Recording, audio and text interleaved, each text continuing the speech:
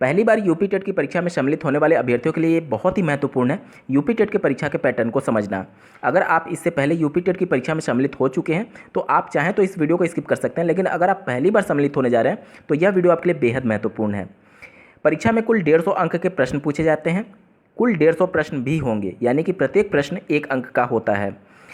सभी प्रश्न बहुविकल्पीय होंगे, यानी कि 4 विकल्प दिए गए रहते हैं प्रत्येक प्रश्न के, और किसी भी प्रश्न के गलत होने पर कोई भी नकारात्मक मूल्यांकन यानी निगेटिव मार्किंग नहीं होती है। तो आपका ये प्रयास होना चाहिए कि आप पूरे 150 के 150 प्रश्न हल करें, आपको आते हों या फिर ना आते हों, क्योंकि कोई भी निगेटिव मार्किंग नहीं है।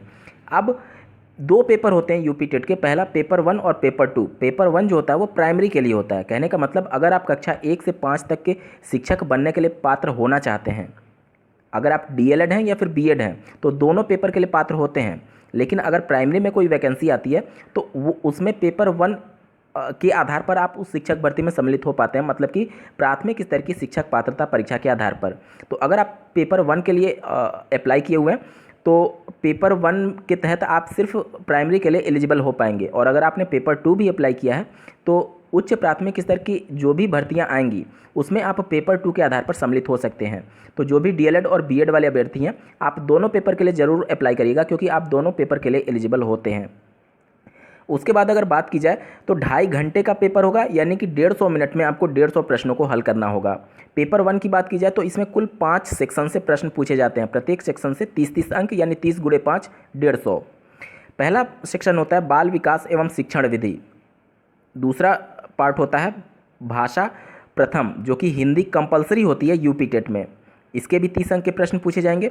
तीसरा भाषा द्वितीय, जो कि अंग्रेजी अथवा उर्दू अथवा संस्कृत, इन तीनों में से कोई भी एक ऑप्शन आपको ऑप्ट करना होगा। पहला तो आपका फिक्स हो गया कि हिंदी आपको अटेम्प्ट करना ही करना है, और भाषा द्वितीय में आपके पास 3 ऑप्शंस दिए गए हैं, अंग्रेजी, उर्दू और संस्कृत में से आप कोई भी एक चुन सकते हैं। उसी जो भी आप चुनेंगे उसके 30 प्रश्नों को आपको हल करना होगा। चौथा सेक्शन होता है गणित, इसके भी 30 अंक के प्रश्न पूछे जाएंगे। और 5वां सेक्शन होता है पर्यावरण अध्ययन, यानी कि इन्वायरमेंटल स्टडीज़।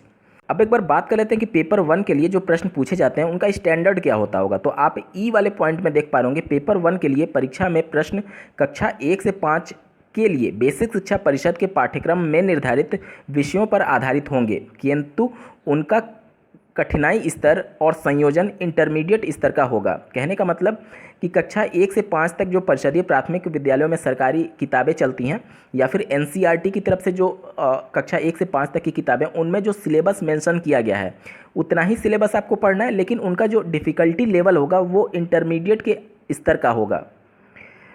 अब बात करें पेपर 2 की, तो कक्षा 6 से 8 तक के पढ़ाने के लिए अभ्यर्थी पेपर 2 में सम्मिलित होते हैं, और इसके लिए भी 2.5 घंटे का समय मिलेगा।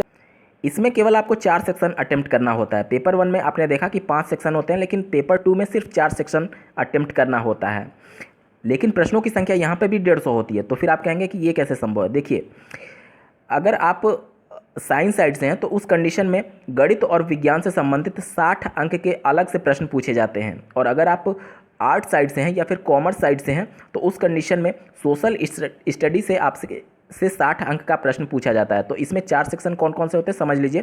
पहला बाल विकास एवं शिक्षण विधि, जो सभी को कॉमन देना है, इसके 30 अंक के प्रश्न पूछे जाएंगे। भाषा 1 कंपलसरी होता है, हिंदी ही आएगा, इसके 30 अंक के प्रश्न पूछे जाएंगे। भाषा 2 अंग्रेजी, उर्दू और संस्कृत में से कोई भी एक लैंग्वेज आप ऑप्ट कर सकते हैं, इसके 30 अंक के प्रश्न पूछे जाएंगे। और चौथा ऑप्शनल होता है। ऑप्शनल कहने का मतलब कि इसमें 2 विकल्प आपको दिए गए हैं। अगर आप साइंस साइड से हैं तो आप गणित और विज्ञान वाला पार्ट अटेम्प्ट करेंगे, और सामाजिक विज्ञान वाला पार्ट स्किप करना है आपको। और अगर आप आर्ट साइड से या फिर कॉमर्स साइड से हैं तो उस कंडीशन में आपको सामाजिक अध्ययन वाला पार्ट अटेम्प्ट करना होगा, और गणित और विज्ञान वाले पार्ट को आप स्किप कर देंगे। तो चौथे सेक्शन में 60 अंक के प्रश्न पूछे जाते हैं।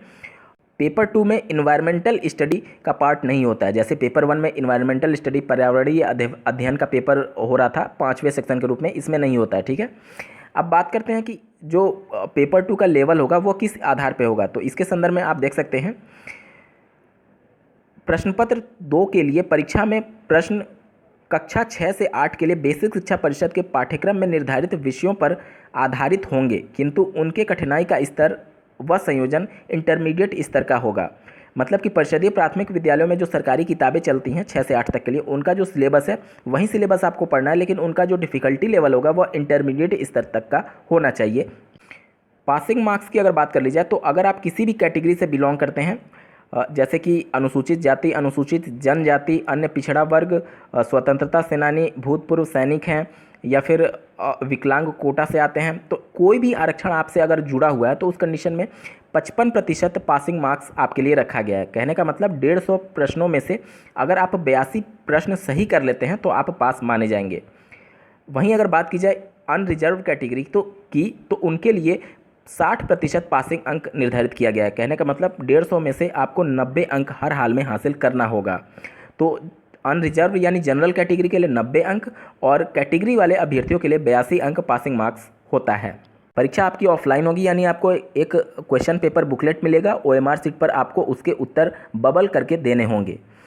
और अगर बात की जाए इसके वैलिडिटी की तो यूपी टेट 2021 पूरे लाइफ टाइम के लिए वैलिड है। अगर आप इसे पास कर लेते हैं तो फिर भविष्य में आने वाली किसी भी टीचर एलिजिबिलिटी टेस्ट में आपको सम्मिलित होने की आवश्यकता नहीं पड़ेगी अगर आप इसे क्वालिफाई कर लेते हैं। उम्मीद करता हूँ यूपी टेट 2021 से संबंधित पेपर के पैटर्न को लेकर के जो भी आपके मन में डाउट होंगे वो सभी कुछ क्लियर हो गया होगा। बावजूद इसके अगर आपका कोई डाउट रह जाता है तो कमेंट करके पूछ सकते हैं। इस वीडियो को देखने के लिए आपका बहुत बहुत धन्यवाद। भगवान करे आपका दिन शुभ हो।